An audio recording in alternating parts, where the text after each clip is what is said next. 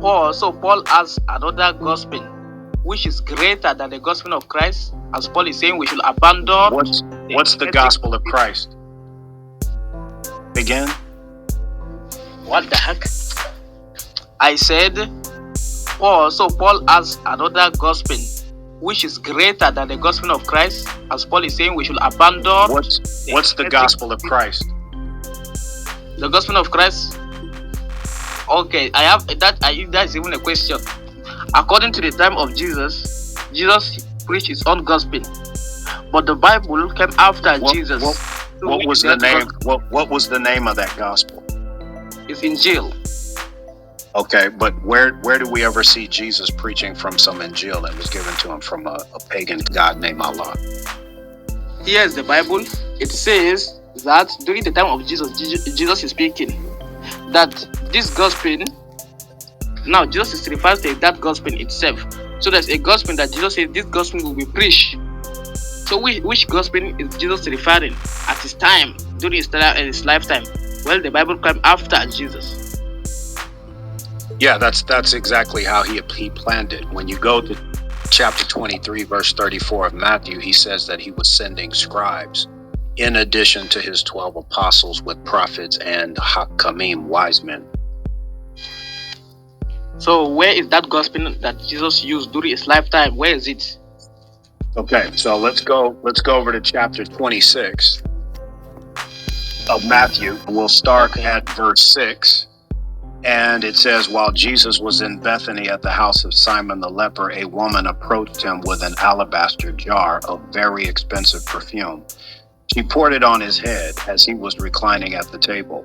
When the disciples saw it, they were indignant. Why this waste, they asked. This might have been sold for a great deal and given to the poor. Aware of this, Jesus said to them, why are you bothering this woman? She has done a noble thing for me. You always have the poor with you, but you do not always have me. He's quoting Deuteronomy chapter 15, verse 11. By pouring this perfume on my body, she has prepared me for burial. Truly, I tell you, wherever this gospel is proclaimed in the whole world, what she has done will also be told in memory of her. Jesus says, wherever the true gospel is preached, the story of the woman with the alabaster jar will be told in memory of her. This story is known all the way around the world to 2.8 billion people at this present time, not to mention the billions over the last 2,000 years, because of Matthew, Mark, Luke, and John. So Jesus gave us a prophecy. He gave us a prophecy letting us know what the gospel was and what it would contain. It will contain this story. This is in no other gospel except in Matthew, Mark, Luke, and John. Go ahead. Okay, you said that this is not any other gospel but Matthew, Luke, and John and Mark. So why do you have an additional gospel?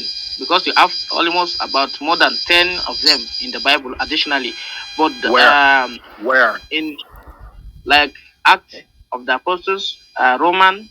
No, they're not gospels. What are they? They're scripture, but they're not the gospel. The gospels are Matthew, Mark, Luke, and John. So they are not part of what Jesus teaches. So no, they are. The main gospel are Matthew, Luke, John, and Mark. Hey, answer this question. What are you using to talk to me through? Are you using a Bluetooth or something?